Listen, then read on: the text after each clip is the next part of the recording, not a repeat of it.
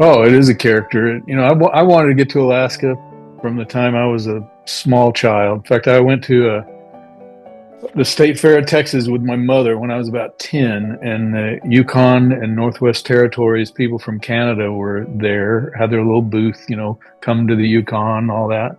And I started reading books about moving north, and they gave you a map, and generally speaking, when you get a map of the Yukon and the Northwest Territories, Alaska is included. And so for a while, I dreamt about being a Royal Canadian Mounted Policeman. And I mean, I just wanted to go north, whether it was Alaska or Yukon or whatever. And actually, Vicky, my wife, is from Calgary, Canada. So I knew that she would be okay moving north. And my whole younger life was pretty much spent on trying to get to the mountains and the far north. I actually applied with, well, first off, when I was 12, I read a book called Two Against the North, a book by a writer named Farley Mowat. I think when he first wrote it, it was called Lost in the Barrens, but it's about two boys in their early teens that get in a canoe wreck and they end up stranded in the northern part of Canada all winter, and how they survive and build a cabin. And, just a fascinating book. And I probably read it, I don't know, 12, 13 times. I still have the one my grandma gave me when I was 11 or so. It's a little paperback book that's in a baggie now because it's all, torn to falling apart because I've read it so many times. But one of the things they had to deal with in that book was snow blindness. And anybody that's been, like, if I look out my front door right now, we've got several feet of snow.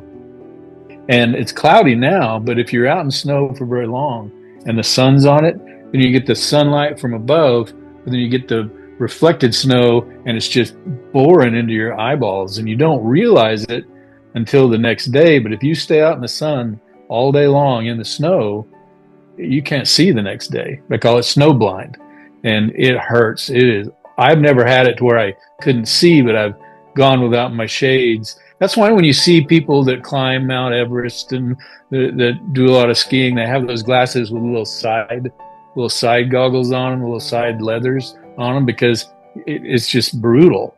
And so, but the way the Inuit take care of that is they take two pieces of driftwood or ivory, and they take two pieces and they carve a little slit. So it's just a tiny little slit that they wear like glasses, and they call them snow goggles. And so I was probably 12, and I found an old cottonwood root in the backyard in Texas and carved me some snow goggles and wore them around all the time. And I think my friends and my parents all thought I was pretty nutty, but I wanted to get up here forever. Even in Texas, I wore my little cottonwood snow goggles.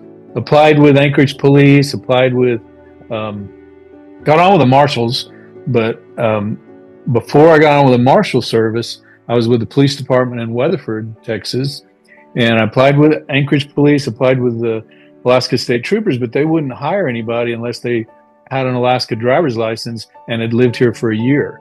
So I was going to have to move here, and my wife was on board. We talked about it quite a bit. I'd been with Weatherford at that time, I think 6 years, and I saw that a place called the North Slope Borough was hiring, and that's the whole top quarter to third of Alaska is basically one municipality. It's Barrow, which we call Utqiagvik now, Barrow, Anaktuvik Pass, Point Hope, a bunch of little villages all make up one town, one municipality. And the chief of police, the mayor, everybody is in Utqiagvik/Barrow. And then police rotate through all these areas. It's all the same police department, and it's 2 weeks on, 2 weeks off. So I was at the point where I was going to go take the polygraph in Seattle, ready to move up there. I mean, I thought it was going to be a great adventure. And the Marshals called and said, "Hey, we'd like to hire you in Texas." And I thought, I can eventually get to Alaska with the Marshal Service, and it will be a better long-term career. So I went that route, served in Texas for 3 years, North Idaho up along the Canadian border, inching my way north. We lived there for 4 years in Coeur d'Alene, and then when an opening came up in Alaska, moved north. So it's been a part of me for a long time.